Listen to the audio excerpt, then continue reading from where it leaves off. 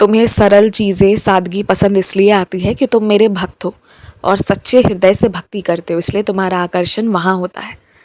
थोड़ी देर के लिए जब तुम झुंड में मौजूद होते हो तो जैसा सबका सोच होता है तुम्हारा सोच वहाँ भागता है, पर वो बस थोड़ी देर की बात होती है।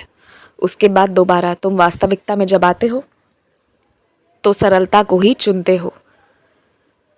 अगर मैं तुम्हारे घर किसी रूप में आऊँ या ना आऊँ, पहले इस बात का तुम्हें फ़र्क बहुत पड़ता था, लेकिन आज तुम्हारी भक्ति एक ऐसे कह लो एक ऐसे पड़ाव पर आकर रुकी है ना, जहाँ कोई तुम्हें शिरडी से प्रसाद दे या ना दे, मेरे दर्शन तुम्हें कहीं हो या ना हो, मेरे सपने तुम्हें आए या ना आए, मेरी लीलाओं को तुम सुनो या ना सुनो, यहाँ तक कि मेरे आगे दिया लगाओ या ना लगाओ, मेरे मंदिर आओ या ना आओ, इन चीज़ों से अब कोई फ़र्क नहीं पड़ता तुम्हें। तुम्हारा प्रेम ऐसा है, निश्चल भाव से है, इतना ज़्यादा है जिसे ना कोई हिला सकता है ना कोई मिटा सकता है, बस वही हो गया है। तुम एक अलग तरह की भक्ति ही कर रहे हो जो अद्भुत है, जहाँ पर समर्पण कुछ इस कद्र है ना कि उस समर्पण पर कोई भी बदलाव नहीं कर सकता, स्वयं तुम खुद भी नहीं कर पाते। हल्का सा भी कष्ट होता है तो चाहे कितना भी गुस्सा मेरे से रहो, निकलता तुम्हारे मुख से साईं ही है। यही प्रेम है तुम्हारा, और ये मैं तुम्हें याद इसलिए दिला रहा हूँ कि जो मुझसे गुस्सा होकर मुंह फेर कर बैठ जाते हो ना, नहीं करूँगा बात, फिर भी तुम मुझसे बहुत प्यार करते हो, यही सच्चाई है।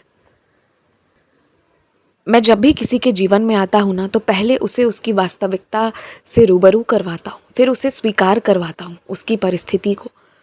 जब तक भागते रहोगे तब तक समाधान तो नहीं हो पाएगा, और जब कोई स्वीकार कर लेता है कि हाँ मेरा ये रिश्ता ख़राब है या मेरी ये परिस्थिति ख़राब है, उसके बाद जाकर जब वो आगे सोचना शुरू करता है ना कि अब आगे उसे क्या चाहिए, फिर उसे वो चीज़ ज़रूर मिलती है। जब तक तुम स्वीकार नहीं करोगे अपनी कमी को और अपनी खूबियों को, तब तक आगे बढ़ ही नहीं पाओगे। तो ये मेरा काम है तुम्हें स्वीकार करवाना, इसलिए कहता हूँ कि जो वास्तविकता है उसे स्वीकारो। तुम श्री कृष्ण के भजन याद कर रहे थे ना, ठाकुर जी को स्मरण कर रहे थे, बीच से रुक क्यों गए, छोड़ क्यों दिया? इसमें तुम्हारी कोई गलती नहीं है कि परमात्मा उस परम पिता के रूप अनेक हैं, उनके नाम अनेक हैं, तो उनके भजन भी अनेक होंगे।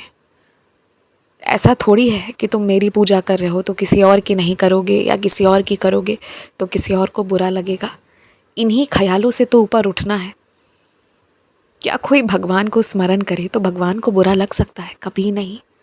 यही तो बात है जो इंसान समझते नहीं है, तुलना करते हैं, ईर्ष्या करते हैं, घृणा करते हैं। जबकि अगर उद्धार किसी एक का हो रहा है तो ये मान लो कि तुम्हारे ही अपने भाई बहन का हो रहा है, उस परम पिता से ही जो निकल कर आए हैं उन्हीं का उद्धार हो रहा है। इसलिए अपने मन से बेकार की बातों को निकालो और दोबारा भजन याद करो। और अभी के लिए मैं तुम्हें ये सलाह दूंगा ना कि पूरी दुनिया घूमने की परखने की हड़बड़ी में मत रहो। अभी जो छोटी सी दुनिया है ना उसी में घूमो तुम, जो तुम्हारी दुनिया है। जब समय आएगा तो उससे बाहर निकालूंगा तुम्हें। अभी के लिए वहीं रहो और खुश रहो।